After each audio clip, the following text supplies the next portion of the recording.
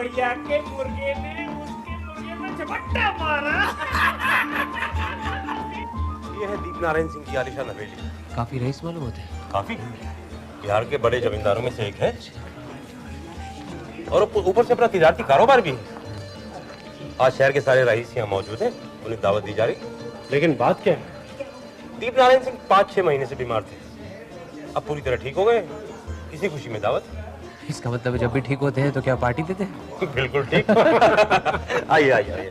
दीप नारायण सिंह जी नमस्कार। नमस्कार। आप स्वस्थ हो गए, बहुत बधाई हो। बहुत बहुत धन्यवाद। बचने की उम्मीद तो नहीं थी। डॉक्टर पालित का कमाल है। डॉक्टर पालित। नमस्कार। डीएसपी पांडे। और इनसे मिलिए मशहूर जासूस व्योमकेश बख्शी, उनके साथी अजीत।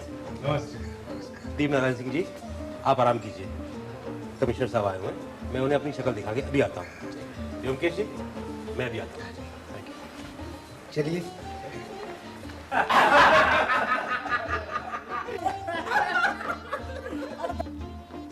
ये गेंडा कौन है? ये गेंडा दीप नारायण बाबू का भतीजा है, देव नारायण बाबू। निपट गवार और टाटका उल्लू, यही इस सारी संपत्ति का वारिस है।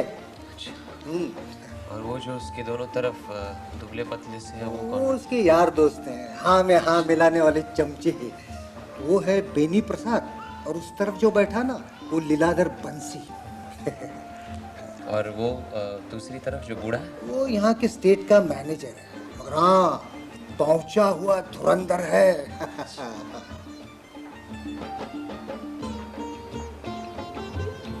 ये है दीप नारायण की पत्नी शकुंतला और साथ में उस मोटे भतीजे देव नारायण की पत्नी है चांदनी।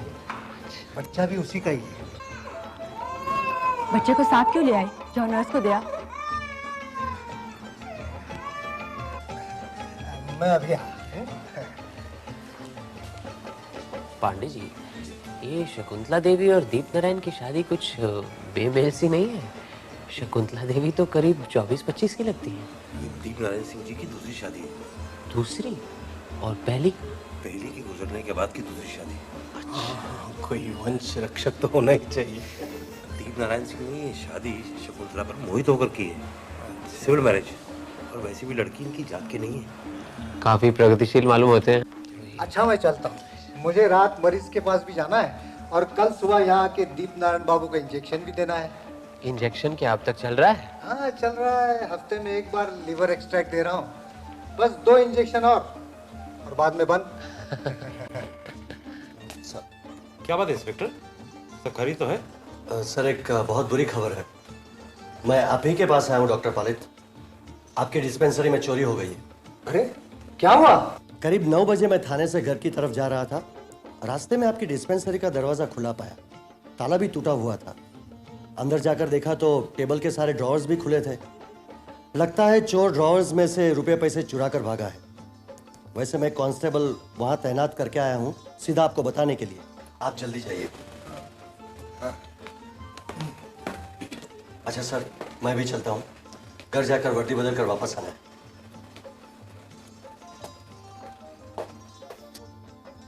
अच्छा खासा खूबसूरत नौजवान है ये, तो किसी राजघराने का लगता है। आपने ठीक समझा। इसके दादा किसी जमाने में प्रतापगढ़ के बहुत बड़े जमींदार हुआ करते थे। अच्छा। हाथ खराब होने की वजह से इसने पुलिस में नौकरी ले ली, और वैसे भी लड़का काफी होशियार है। जी से बात करके पूछ लेंगे तो। अरे ब्योमकेश बाबू, अच्छा हुआ आप आ गए। चलें, जल्दी जाना है। दीप नारायण बाबू गुजर गए। क्या? हाँ, इंस्पेक्टर रतिकांत का फोन आया था। डॉक्टर पालित ने उन्हें सुबह इंजेक्शन दिया और इंजेक्शन लेते ही उनकी मृत्यु हो गई। आइए, मैं वहीं जा रहा हूँ। चलिए आइए।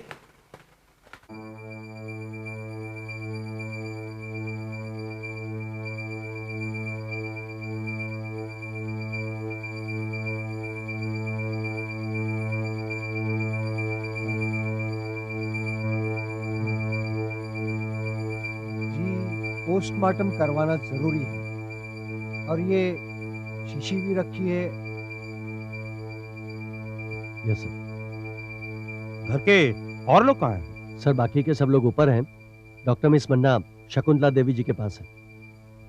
Lady doctor? जी, वो यहाँ की फैमिली डॉक्टर है। शकुंतला जी की हालत देखकर उन्हें यहाँ बुलवा लिया। बहुत अच्छा किया आपने। आइए, उधर बैठते हैं। आइए प्लीज।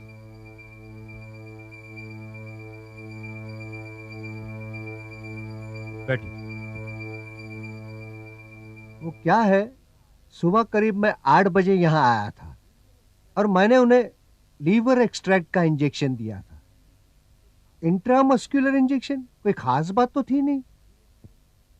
लेकिन धीरे धीरे दीप नारायण बाबू लेट गए और उनकी आंखें बंद हो रही थी। कहने की कुछ कोशिश तो उन्होंने जरूर की, लेकिन उनके मुंह से आवाज नहीं निकली। तो मैंने फौरन उन्हें एड्रेनलिन दिया, लेकिन कोई फायदा नहीं हुआ। बस 3-4 मिनट में ही उनकी सांस बंद हो गई। मौत की वजह क्या हो सकती है? मुझे पहले तो लगा कि एनाफ्लेटिक शॉक से मौत हुई है, लेकिन कुछ कह नहीं सकते। जहर भी हो सकता है। जहर है या नहीं ये तो पोस्टमार्टम की रिपोर्ट के बाद ही पता चलेगा, लेकिन आपने जो इन्हें वो शीशी दी उसमें क्या है? लीवर एक्सट्रैक्ट की शीशी है वो। मौत तो इंजेक्शन देने के साथ साथ हुई है। क्या हम कह सकते हैं कि मौत की वजह यही इंजेक्शन है और इस शीशे में जहर है? लगता तो यही है, लेकिन कल शाम मैंने इसी शीशी से एक मरीज को इंजेक्शन दिया था। वो तो सही सलामत है। ये शीशी क्या हमेशा आपके बैग में ही रहती है? जी। कल रात ये बैग कहाँ था? डिस्पेंसरी में। तो इसका मतलब जब डिस्पेंसरी में चोर आया तो बैग वहीं था? हाँ जी। डिस्पेंसरी कौन बंद करता है, आप? नहीं, कंपाउंडर। तो कल रात उसने किस समय डिस्पेंसरी बंद की? कल रात चोरी की खबर सुनते ही मैंने कंपाउंडर को डिस्पेंसरी में बुलवाया था। वो कह रहा था करीब शाम को 7 बजे उसने डिस्पेंसरी बंद कर दी और वो घर चला गया। तो वहाँ किन किन चीजों की चोरी हुई, आप कुछ बता सकते हैं? कोई खास बात तो नहीं, लेकिन टेबल की दराज से कुछ रुपए, कुछ अठन्नी चवन्नियां, बस। अब समझ में आया कि चोरी का असली मकसद क्या था। क्या? चोर रुपए पैसे के लिए नहीं आया, उसने लिवर एक्सट्रैक्ट की शीशी बदल दी। शीशी बदल दी? या फिर डॉक्टर पालित की शीशी में अपनी सिरिंज से जहर मिला दी। बात तो एक ही है। मतलब चोर को मालूम था कि सुबह दीप नारायण को इंजेक्शन देना है। बिल्कुल। हाँ, इसीलिए हत्याकारी ने इसका फायदा उठाया है। सर, मुझे पहले लगा था कि गलती से मौत हो गई है। शायद डॉक्टर पालित ने कोई और इंजेक्शन दे दिया हो, लेकिन अब बात कुछ और ही लग रही है।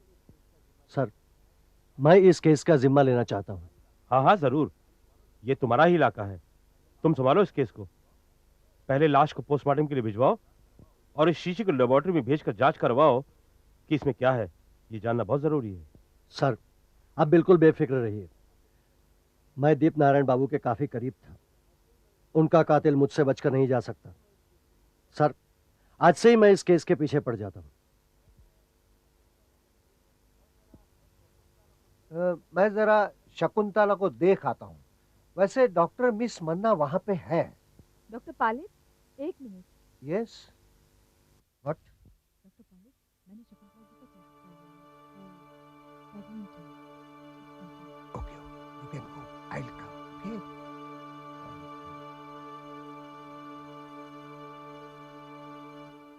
क्या कुछ नई खबर है? खबर तो है, लेकिन कोई नई खबर नहीं। कल रात ही मुझे शक था। क्या शक था आपको? शकुंतला गर्भवती है।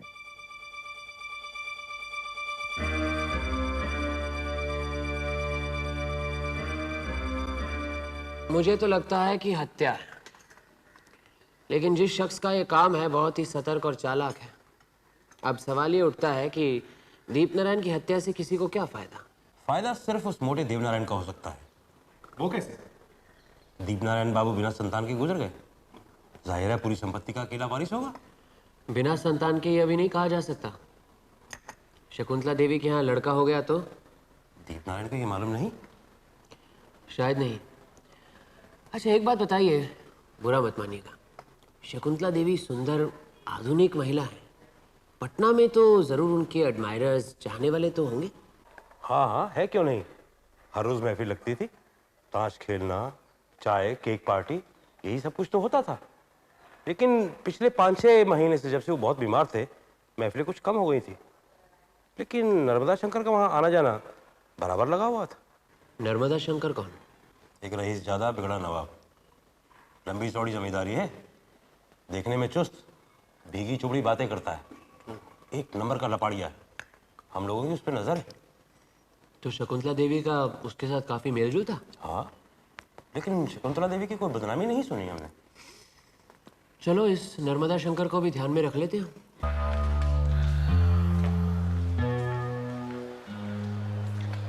चारों तरफ छानबीन करने के बाद में कुछ पता चला? कुछ खास तो नहीं, लेकिन एक बात साफ नजर में आती है कि खिड़की के जरिए किसी को भी घर के अंदर बुलाया जा सकता है। ब्योमकेश बाबू, इस केस को सुलझाने में इसकी क्या कोई खास अहमियत है? हाँ, कहा नहीं जा सकता, हो भी सकता है। चलिए अंदर चलते हैं।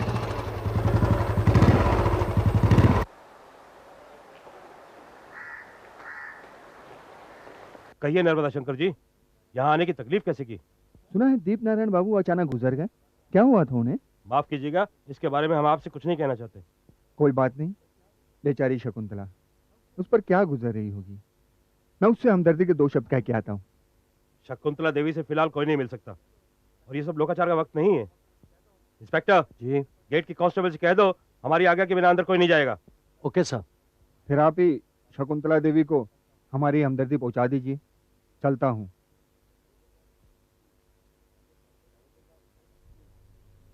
मैनेजर बाबू जी, ये नर्मदा शंकर कल रात को पार्टी में कब आए थे? वो कब आए थे ये तो मुझे नहीं मालूम, लेकिन मैं जब 6:30 बजे यहाँ आया था तो नर्मदा बाबू शकुंतला देवी से बातें कर रहे थे। तब तक पार्टी में कोई मेहमान नहीं आया था। और आज सवेरे क्या दीप नारायण बाबू की मौत के पहले आप उन्हें मिले थे? जी नहीं, मुझसे पहले तो डॉक्टर पलित वहाँ पहुँच चुके थे। इतवार की छुट्टी रहती है ना, थोड़ी देर से आता हूँ। जब मैं यहाँ पहुँचा तो मालूम पड़ा दीप नारायण बाबू अब इस दुनिया में नहीं है। आपका हिसाब किताब तो सब ठीक है ना? शायद मुआयना करना पड़ेगा। जी, वो तो सब ठीक है, आप मुआयना कभी भी कर सकते हैं। सिर्फ एक 12,000 की पेमेंट की रसीद को छोड़कर। कौन सी पेमेंट? वो 8-10 महीने पहले दीप नारायण बाबू के हुक्म से 12,000 रुपए डॉक्टर पलित को दिए थे, उसकी रसीद नहीं है। क्यों? क्या है कि डॉक्टर बाबू ने तो उधार के रूप में रुपए मांगे थे, लेकिन दीप नारायण बाबू ने दान के रूप में दे दिए। उसकी रसीद लेने से मना कर दिया था। मैनेजर, घर वालों से कह दो कि हम अंदर आ रहे हैं। जी अच्छा। इंस्पेक्टर, ध्यान रखो।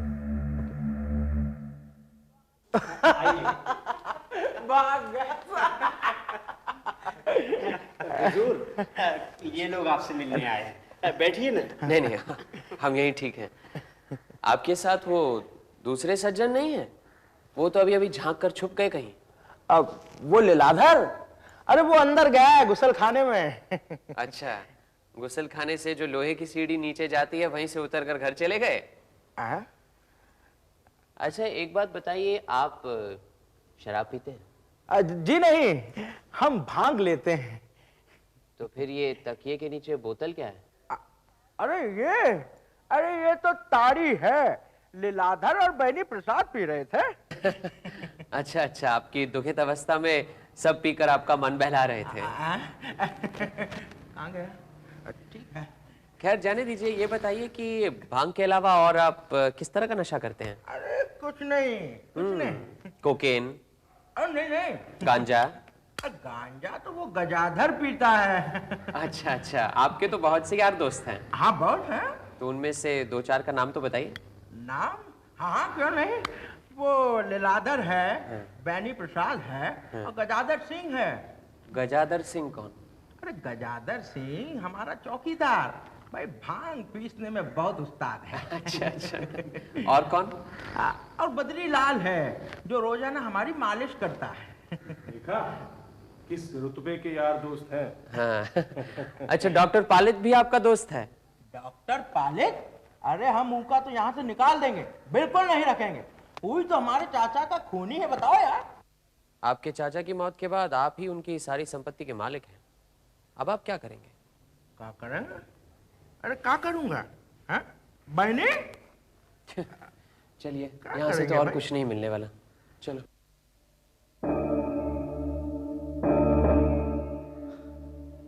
चलिए शकुंतला देवी से मिल लेते हैं।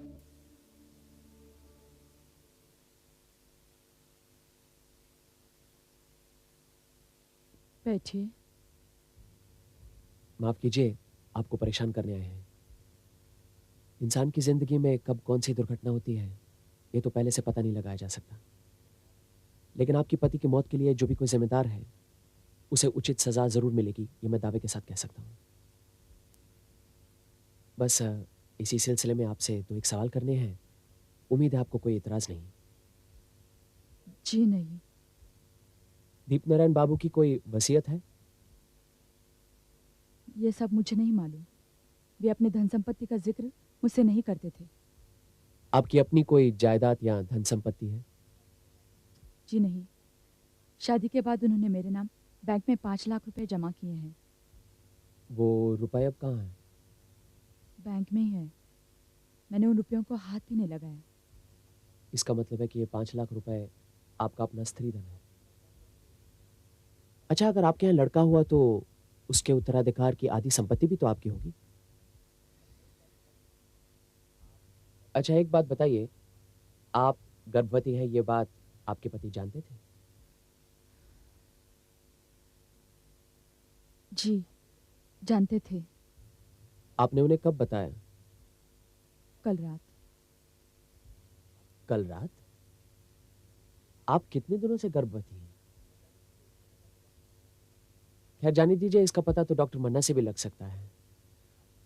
अच्छा, आप गर्भवती हैं, आपके पति ये बात सुनकर तो बहुत खुश हुए होंगे।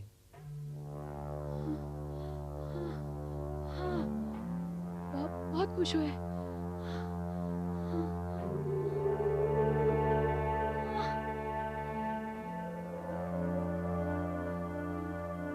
किस तरह के आदमी हैं आप लोग? चाची जी को मारना चाहते हैं क्या? जाइए, फौरन बाहर जाइए और डॉक्टर मन्ना को अंदर भेजिए।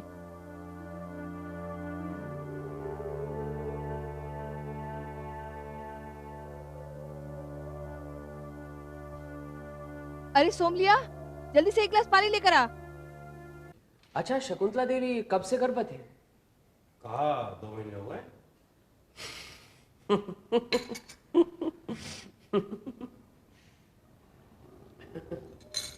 कहाँ खो गए होंगे? ये जो दीप नारायण बाबू के घर के आगे ये लाल सा पोस्ट बॉक्स लगा है ना, ऐसा मालूम पड़ता है जैसे कोई लाल वर्दी पहने हुए चौकीदारी कर रहा है। सब दिखावा है, हाँ, असलियत कुछ और है। लेकिन असलियत क्या है? दीप नारायण बाबू की हत्या करने के 2 मकसद हैं। एक तो उनकी संपत्ति, दूसरा वो खुद। मतलब कि या तो कोई उनकी संपत्ति हथियाना चाहता है या फिर कोई उनको रास्ते से हटाना चाहता है। अरे मकसद कुछ भी हो, लेकिन वो आदमी है कौन?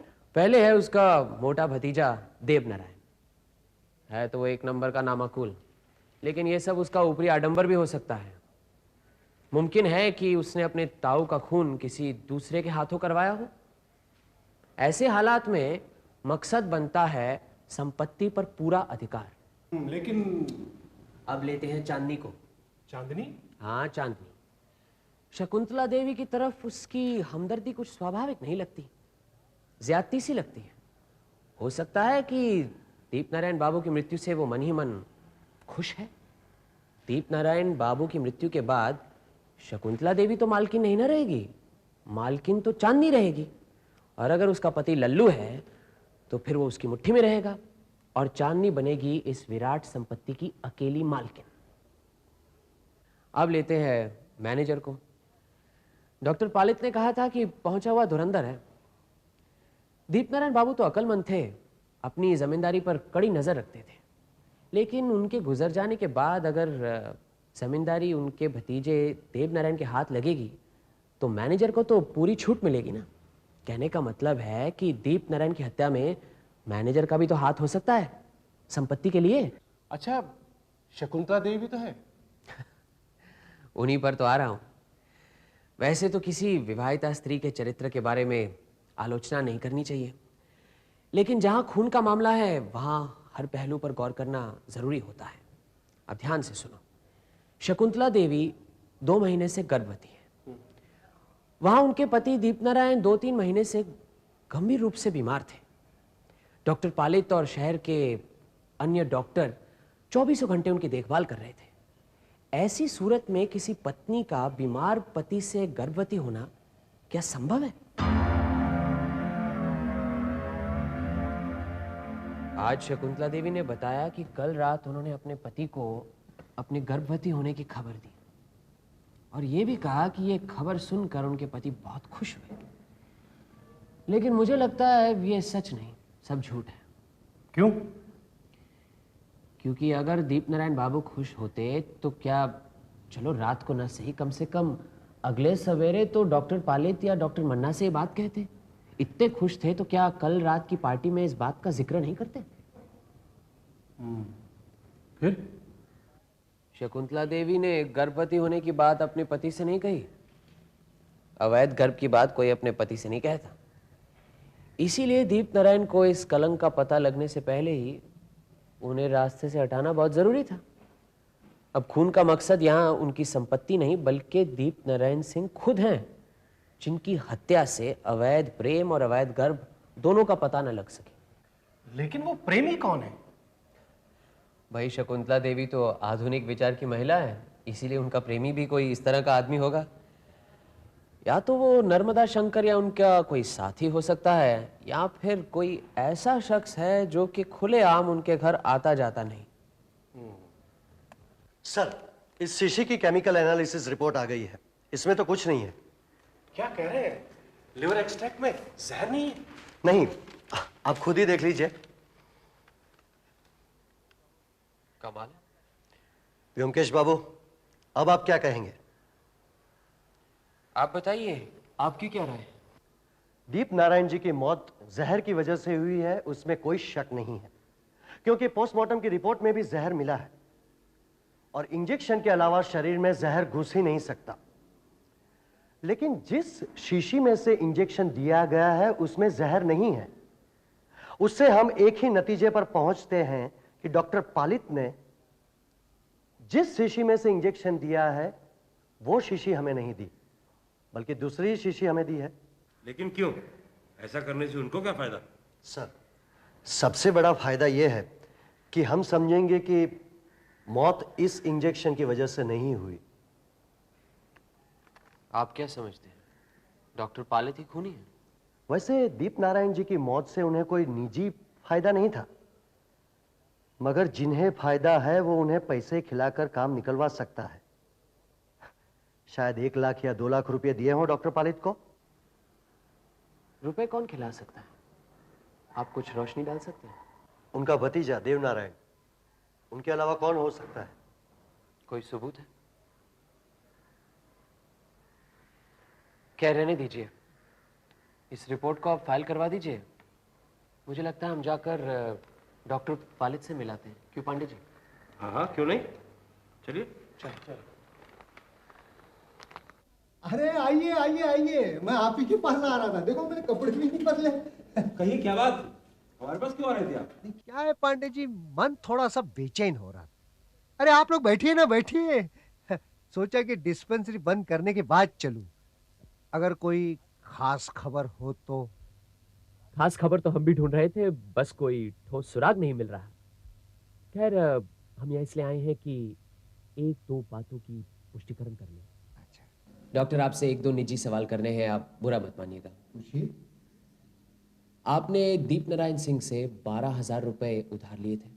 बात ये थी कि कुछ दिन पहले सुबह मैं दीप नारायण जी को इंजेक्शन देने गया था, तो मेरी मोटर गाड़ी की हालत देखकर वो बोले, डॉक्टर तुम्हारी गाड़ी खटारा हो चुकी है, एक नई खरीद लो। मैंने कहा नई गाड़ी तो 10-12 हजार रुपयों में आती है, इतने रुपए मेरे पास कहाँ है, जो कमाता हूँ सब खर्च हो जाते हैं। ये सुनकर उन्होंने कुछ नहीं कहा। मुझे यकीन है उन्होंने वे रुपए मुझे देने की ठान ली होगी, शायद मैनेजर से भी कहा होगा। फिर वो यकायक मर गए। खैर जाने दीजिए। दूसरी बात यह है कि आपकी जो लिवर एक्सट्रैक्ट की शीशी की केमिकल एनालिसिस, उससे पता चला कि उसमें तो जहर नहीं था। नहीं था? तो दीप नारायण जी मरे कैसे? मरे तो जहर से ही। आपने केमिकल एनालिसिस के लिए दूसरी शीशी दे दी होगी। क्या मैंने दूसरी शीशी दे दी? ये क्या कह रहे हैं आप? मैं दूसरी शीशी क्यों दूंगा? आप परेशान मत होइए, हमें आप पर भरोसा है ना। बैठिए बैठिए बैठिए। आपसे एक और सवाल करना है। पूछिए। डॉक्टर मिस मन्ना का कहना है कि शकुंतला देवी 2 महीने से गर्भवती है। वो मुझे मालूम है। आपको कैसे पता चला? डॉक्टर मन्ना ने मुझे बताया। हाँ? अच्छा 2 महीने पहले, या तो कहिए कि 3 महीने से दीप नारायण बाबू की तबीयत काफी नाजुक थी, यानी कि क्रिटिकल कंडीशन। यस। अब 2 महीने पहले उनका इलाज किन किन डॉक्टरों ने किया? कर रहे थे ना, doctor Bose, doctor Yadav, doctor Srivastava. तब तो 24 घंटे नर्स भी रहती थी, दिन में मिस विलियम्स और रात में मिस दस्तूर। ठीक है, बहुत बहुत धन्यवाद डॉक्टर पालित। मुझे लगता है जल्द ही खूनी का पता लग जाएगा। अरे अंदर तो आइए आप। नहीं हम चलते हैं, आज का तो काम खत्म हो गया ना। आप बस एक काम कीजिए, शकुंतला के बारे में जरा पता लगाइए। कहाँ की रहने वाली है, माता पिता का परिचय, कहाँ तक पढ़ी है, ये सब। शकुंतला देवी तो प्रतापगढ़ की है। प्रतापगढ़? हाँ, क्यों?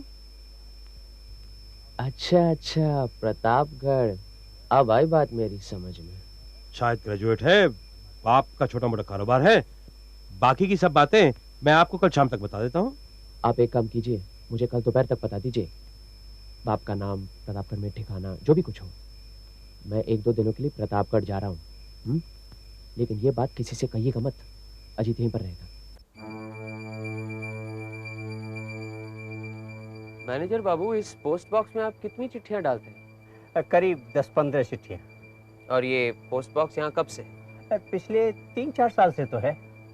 इसका मतलब जब से दीप नारायण बाबू की दूसरी शादी हुई तब से? जी हाँ, क्या है कि पोस्ट मास्टर से मैंने लिखा पढ़ी करके ये पोस्ट बॉक्स यहाँ लगवाया है। अच्छा, तो दिन में कितनी बार चिट्ठियाँ निकाली जाती? दिन में 2 बार, एक सुबह 8 बजे और एक शाम 4 बजे।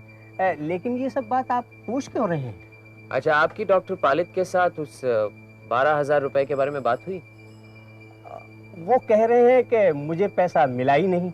काफी रुपयों की बात है, 12,000 रुपए। कम से कम आप पुलिस में रिपोर्ट तो करते। आप जाने भी दीजिए, जब डॉक्टर साहब ना कर रहे हैं तो मैं भर देता हूँ। मेरे नसीब में नुकसान लिखा है तो मैं सह लेता हूँ। ठीक है, जाइए आप। अच्छा।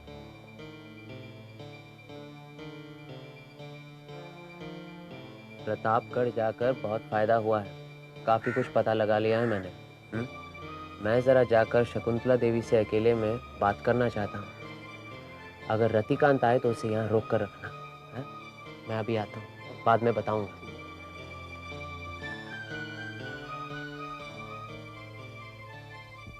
माफ कीजिए, आपको फिर तकलीफ देने आया हूँ, लेकिन आपसे कुछ जरूरी बातें करनी थी।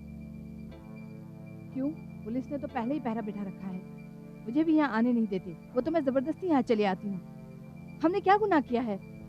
देखिए, हम सिर्फ गुनहगार को पकड़ने की कोशिश कर रहे हैं। आपसे कुछ निजी बातें करनी है, इसलिए अगर आप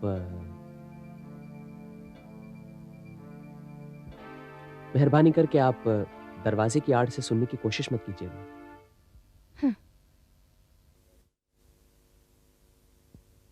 बैठिए।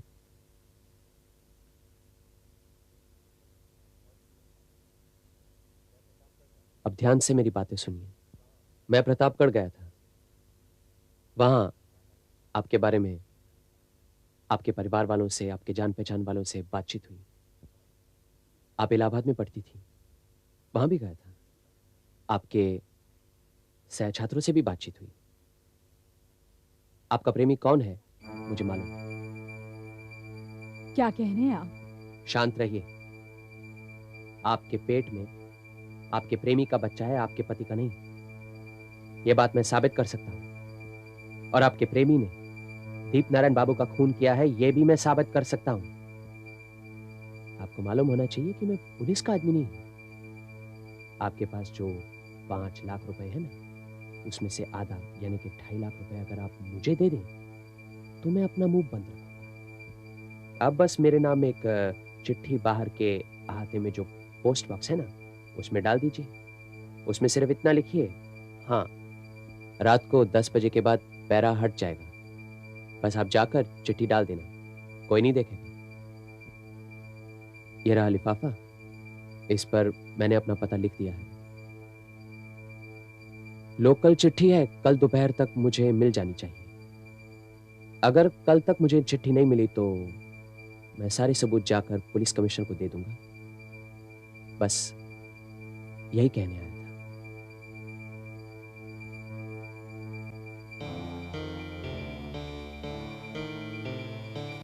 पांडे जी, अजीत,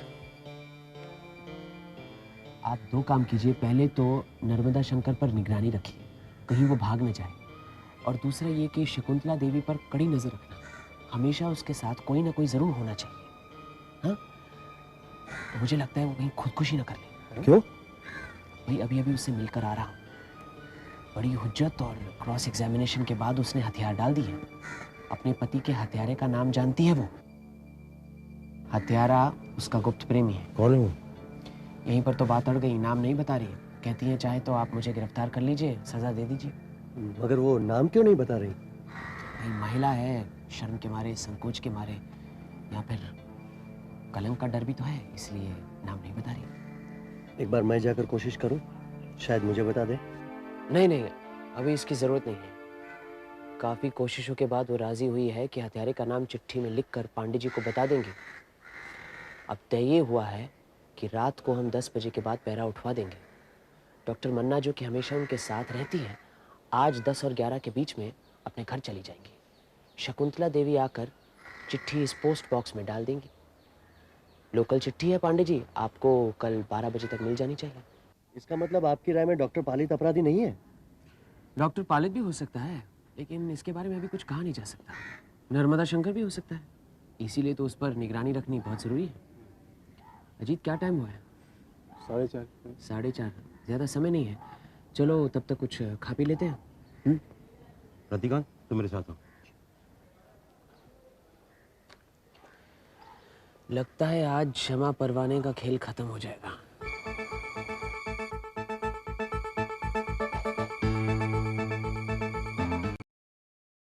पांडे जी। हाँ जी।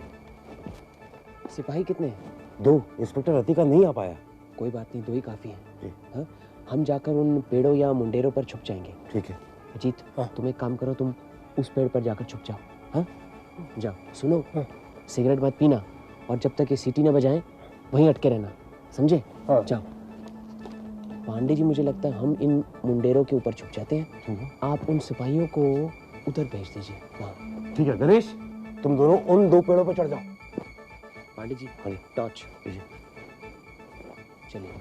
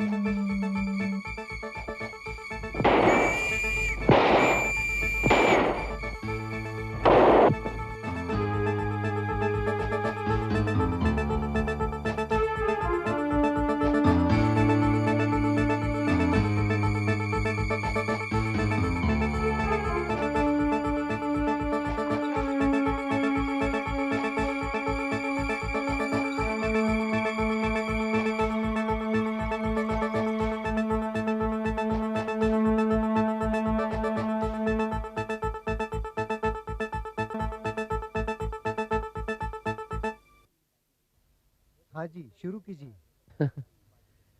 रतिकांत को मैंने पहली बार दीपनारायण की पार्टी में देखा। वहां पांडे जी ने बताया कि रतिकांत प्रतापगढ़ के किसी जमाने के धनी परिवार के लड़के हैं। जब मैंने शकुंतला देवी के बारे में पूछा तो उन्होंने बताया कि वो भी प्रतापगढ़ की है। तब बात कुछ कुछ मेरी समझ में आई। सारांश में बात कुछ यूं है, रतिकांत और शकुंतला देवी दोनों एक दूसरे से बेहद प्यार करते थे, लेकिन शादी में कुछ सामाजिक बाधाएं थी। बस फिर शकुंतला देवी पढ़ने के लिए इलाहाबाद चली गई। हॉस्टल में रहती थी। रतिकांत भी अक्सर वहां आता जाता था, लेकिन उसके घर की हालत कुछ ठीक नहीं थी, इसीलिए उसे नौकरी करनी पड़ी। अब संयोग की बात है कि उसी दरमियान दीप नारायण की मुलाकात शकुंतला देवी से हुई। दीप नारायण तो बस उसका रूप और यौवन देखकर फिदा हो गए। शकुंतला देवी मामूली घर की लड़की थी। उसके माता पिता ने दीप नारायण की संपत्ति वगैरह देखकर उसे दीप नारायण से शादी करने पर मजबूर कर दिया। शकुंतला देवी भी राजी हो गई। दोनों ने इलाहाबाद में सिविल मैरिज करवा ली। लेकिन रतिकांत ने शकुंतला देवी का पीछा नहीं छोड़ा। उसने भी किसी तरह तोड़-जोड़ करके अपना तबादला पटना करवा लिया। वहां पे दोनों अक्सर मिलते जुलते थे। अब दूर की रिश्तेदारी के नाते रतिकांत का भी दीप नारायण के घर आना जाना था। वहीं पर शकुंतला देवी से मुलाकात होती थी, लेकिन लोगों की नजरों से दूर। रात को शकुंतला देवी चिट्ठी लिखकर बाहर पोस्ट बॉक्स में डाल देती और निर्धारित समय पर रतिकांत वहां आ जाता। पिछली लोहे की सीढ़ियों से ऊपर चढ़ जाता। शकुंतला दरवाजा खोलकर उसका इंतजार करती। अब गौर करने की बात यह है कि वो पोस्ट बॉक्स शकुंतला देवी की शादी के बाद ही हवेली के हाथे में लगवाया गया था। अब काफी दिनों तक इस तरह चलता रहा, लेकिन कुदरत ने उन दोनों का साथ नहीं दिया।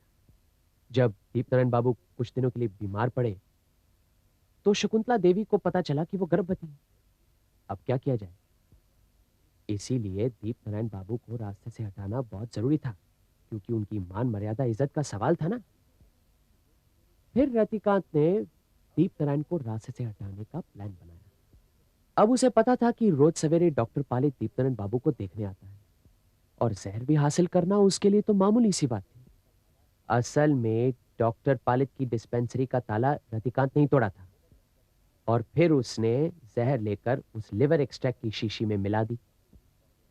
हमें पार्टी में आकर बताया कि डॉक्टर पालित की डिस्पेंसरी में चोरी हुई है। सब तो यही समझ बैठे ना कि मामूली सी चोरी है। अगले दिन सवेरे डॉक्टर पालित ने दीपनारायण बाबू को इंजेक्शन दिया, उनकी मौत हो गई। हम सब यही समझ बैठे कि लिवर एक्सट्रैक्ट की शीशी में जहर है। लेकिन रतिकांत ने एक और चाल चली। केमिकल एनालिसिस के लिए उसने लिवर एक्सट्रैक्ट की दूसरी शीशी भेज दी जिसमें जहर नहीं था। अब सारा शक डॉक्टर पालित पर पड़ता ना। फिर मैंने भी एक चाल चली, शकुंतला देवी से कुछ कहा और रतिकांत से कुछ और। मुझे यकीन था कि रतिकांत जरूर शकुंतला देवी से मिलेगा, शायद उसे समझाने की कोशिश करेगा और दोनों को रंगे हाथ पकड़ लेंगे। लेकिन रतिकांत के मन में तो कुछ और ही था। उसने शायद सोच रखा था कि न रहेगा बांस न बजेगी बांसुरी। उसके बाद क्या हुआ आप लोगों को सब मालूम है। शकुंतला देवी बाहर आई और रतिकांत ने 3 बार गोली चलाकर उसे ठंडा कर दिया। और जब वो शकुंतला देवी से चिट्ठी छीन रहा था तो वो खुद ही पांडे जी की गोली का शिकार बन गया। चलो भाई, खाना तो खा लो। हाँ, लेकिन मेरे ख्याल से दोनों को जिंदा ही पकड़ना चाहिए था। नहीं नहीं नहीं, यही ठीक है। चलो खाना खाते हैं। चलो खाना खाते हैं, चलो।